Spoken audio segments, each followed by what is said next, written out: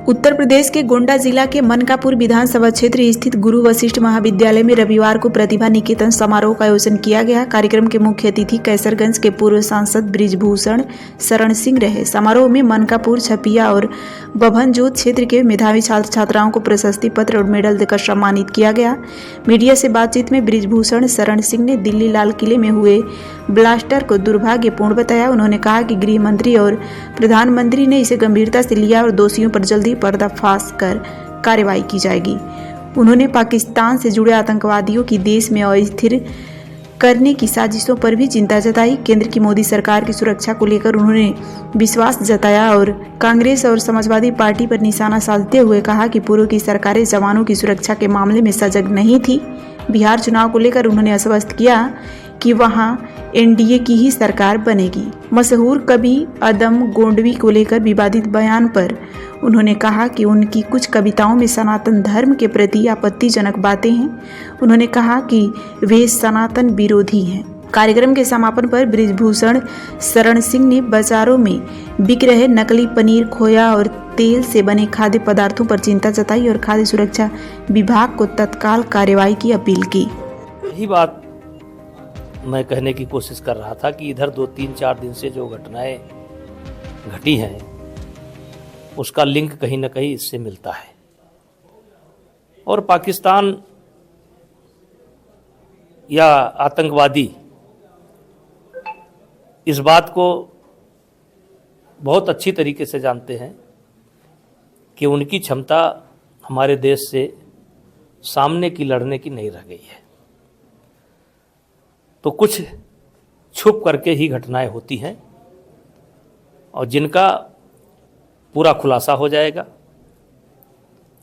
और सबके साथ वही होगा जो होना चाहिए। नेताजी 2014 के पहले इस देश के क्या हालात थे,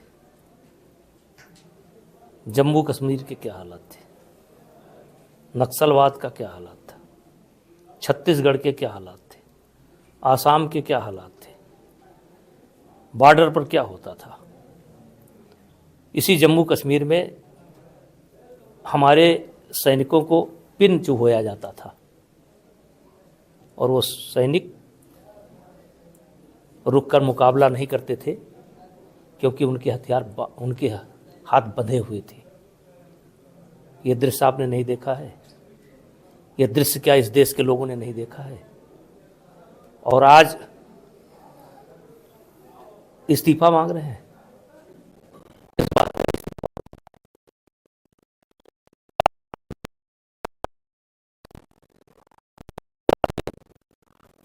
लगभग 300 लोग घायल हुए थे और 250 या 200 कह सकते हैं आप लोग मरे थे। और तत्कालीन गृह मंत्री 3 बार मीडिया के सामने आए थे, 3 बार नया सूट पहन करके आए थे। अब उससे तुलना करेंगे आज के गृह मंत्री की? उस घटना से तुलना करेंगे आज की घटना की? और अभी 24 घंटे पूरे नहीं हुए हैं और लगभग हर चीजें परत दर परत खुलती जा रही हैं। तो कैसे मान लें कि ये देश सुरक्षित हाथों में नहीं है? आज जो देश सुरक्षित हाथों में नहीं है, मैं उनसे पूछना चाहता हूं, चाइना ने जब कब्जा किया तब किसकी सरकार थी? अब पुरानी बात निकलेगी तो दूर तक जाएगी। चाइना ने कब्जा किया तब किसकी सरकार थी? 62 में किसकी सरकार थी? जब 92,000 सैनिक बिना शर्त छोड़ दिए गए तब किसकी सरकार थी? तो ये सब खोदने की आवश्यकता नहीं है। वर्तमान सरकार बहुत मजबूती से इन सब का सामना कर रही है। और सबसे बड़ी बात है कि यही लोग बैठे हुए हैं, यही पैदा हो जाते हैं। अब लड़ाई का तरीका बदल गया है। आप सोचिए कि भूसे में से जो है सुई निकालना कितना कठिन काम है, लेकिन धन्यवाद है हमारी देश की एजेंसी को कि भूसे में से भी सुई निकाल ले रहे हैं। अभी 20 घंटा नहीं बीता है और सुई निकल गई। काम ही है, पहले चरण में ही उनका सफाया हो चुका है। पहले चरण में ही उनका सफाया हो चुका है। पहली चरण के सीटों को नोट कर लीजिए, जब परिणाम आएगा तो देख लीजिए। बिहार में इस बात का चुनाव नहीं है, बिहार में चुनाव सेट हो गया है और भारतीय जनता पार्टी नीतीश कुमार गठबंधन और सहयोगियों की सरकार बन रही है, भारी बहुमत से बन रही है। जब अटल जी के सरकार में परमाणु परीक्षण हुआ था तब इन्होंने भारत पर प्रतिबंध लगाया था। इनकी मानसिकता जो है वो दुनिया पर राज करने की है और भारत आज अपने पैरों पर खड़ा हो रहा है, एक ताकत के रूप में खड़ा हो रहा है। कभी ये भारत अमेरिका के ही नहीं, दुनिया की निगाह में कमज़ोर भारत, लाचार भारत के रूप में जाना जाता था।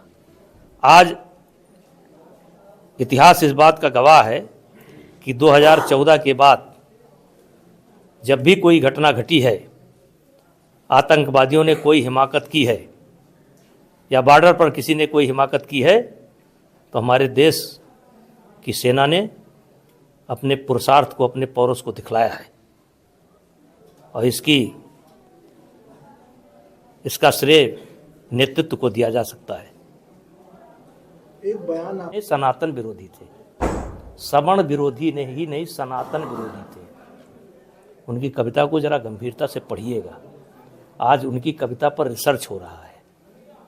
उन वामपंथी जिन्होंने इस भारत के इतिहास को तोड़ा मरोड़ा है, उस दिन मुझसे गलती हो गई थी कि मैंने उन्हें सवर्ण विरोधी कहा था।